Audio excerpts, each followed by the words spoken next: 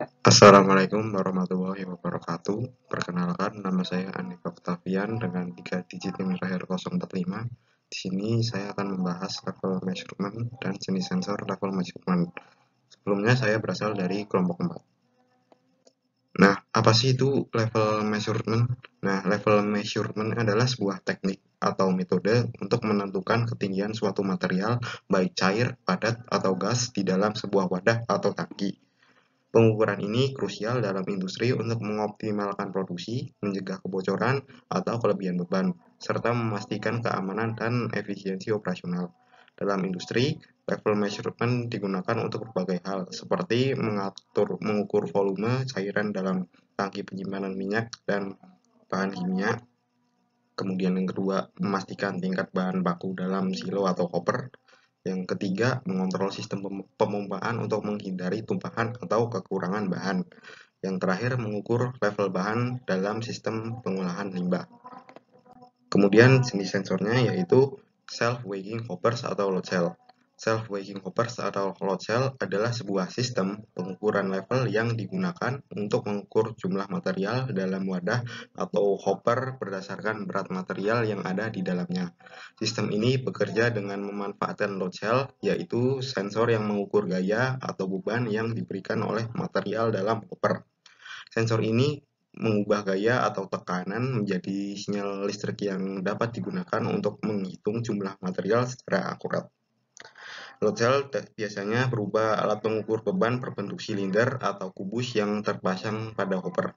Di dalam load cell terdapat elemen sensor, biasanya strain gauge atau sensor gaya, yang mendeteksi perubahan bentuk atau regangan akibat beban yang diberikan oleh material dalam hopper.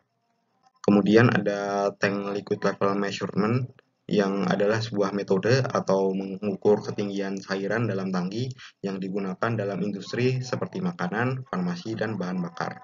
Sensor pengukuran ini terbagi menjadi dua kategori, yakni sensor kontak dan sensor non-kontak. Sensor kontak seperti float level sensor dan capacitive level sensor bekerja sebagai dengan bersentuhan langsung dengan cairan untuk mengukur level berdasarkan perubahan posisi pelampung atau kapasitansi. Sedangkan sensor non-kontak seperti ultrasonic level sensor dan radar level sensor mengukur level cairan tanpa kontak langsung, menggunakan gelombang suara atau gelombang mikro untuk memberikan pengukuran yang akurat terutama untuk cairan korosif atau dalam kondisi ekstrim. Yang kemudian ada jenis sensor yang ketiga yaitu capacitive level sensor. Sensor kapasitif bekerja dengan mengukur perubahan kapasitansi antara dua elektroda yang dipengaruhi oleh level cairan atau material padat. Sensor ini dapat digunakan untuk berbagai jenis cairan, baik yang konduktif maupun non-konduktif, serta material berbentuk bubuk atau butiran. Keunggulan capacitive level sensor yakni akurat dan responsif terhadap perubahan level. Dua, tidak memiliki bagian bergerak sehingga minim perawatan.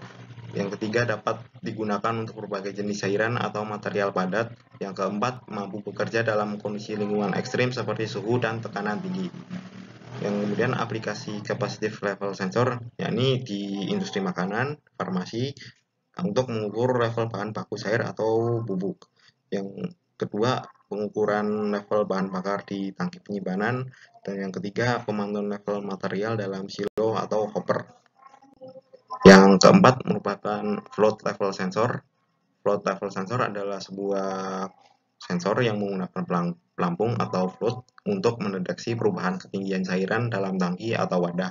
Sensor ini bekerja berdasarkan prinsip bahwa pelampung akan naik atau turun mengikuti perubahan level cairan, dan gerakan ini digunakan untuk mengaktifkan saklar atau mengirimkan sinyal ke sistem pemantauan. Keunggulannya adalah sederhana dan mudah digunakan. Yang kedua, biayanya relatif rendah dibandingkan sensor level lainnya. Yang ketiga, tidak memerlukan daya besar untuk beroperasi.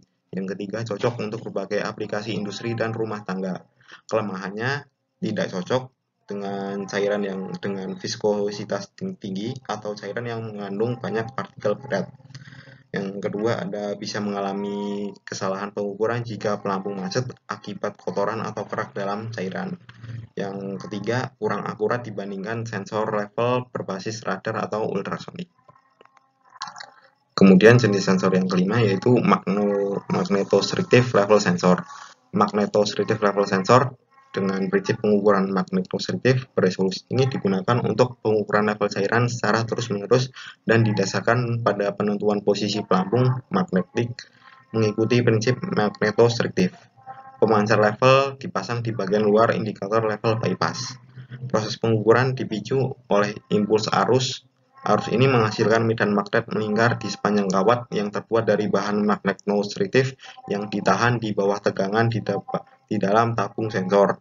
Pada titik yang diukur atau level cairan, terdapat pelampung silinder dengan magnet permanen yang bertindak sebagai transducer posisi, yang garis medannya tegak lurus terhadap medan magnet impuls.